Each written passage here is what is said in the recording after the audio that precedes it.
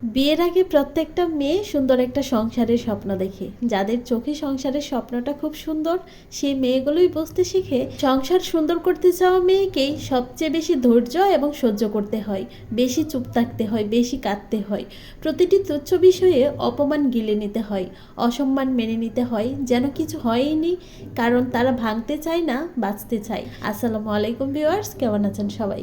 আলহামদুলিল্লাহ, আমরাও ভালো আছি। প্রতিদিনের মতো সারাদিনের একটি ব্লগ শেয়ার করব, আশা করছি পুরো ভিডিওটির সাথেই থাকবেন। আমরা মেয়েদের প্রতিদিন সকালবেলা ঘুম থেকে উঠে একটা কাজই থাকে, সকালের নাস্তাটা সবার জন্য আগে তৈরি করো, তারপর বাকি সব কাজ। চলে আসলাম সকালের নাস্তা বানানোর জন্য। ফ্রোজেন রুটি আছে, আজকে আর নতুন করে রুটি বানাতে হবে না, তবে সবজি রান্না করতে হবে। সবজি ভাজি করব, ফ্রিজে কয়েক পদের সবজি ছিল, সেটাই বের করে নিয়েছি। ফুলকপি, শিম, গাজর, তার সাথে টমেটো, শসা, একটা হচ্ছে শালগম নিয়েছি, সাথে আলুও দিয়েছি।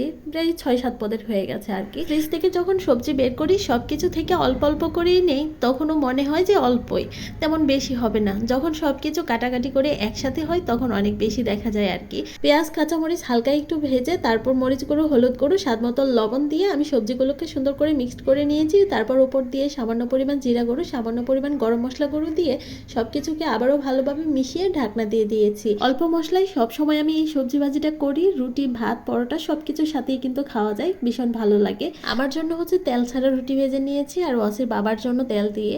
যাই হোক, সবজিটাও হয়ে গেছে। ওর নাস্তাটা আগে দিয়ে দিয়েছি, আমার নাস্তাটা পরে খেয়েছি। ওয়াসি কিন্তু এখনও ঘুমোচ্ছে, তাই ভাবলাম আজকে তাড়াতাড়ি রান্নাটা সেরে ফেলি। রান্না শেষ করে আজকে দুপুরবেলা ওকে নিয়ে বাইরে যাব।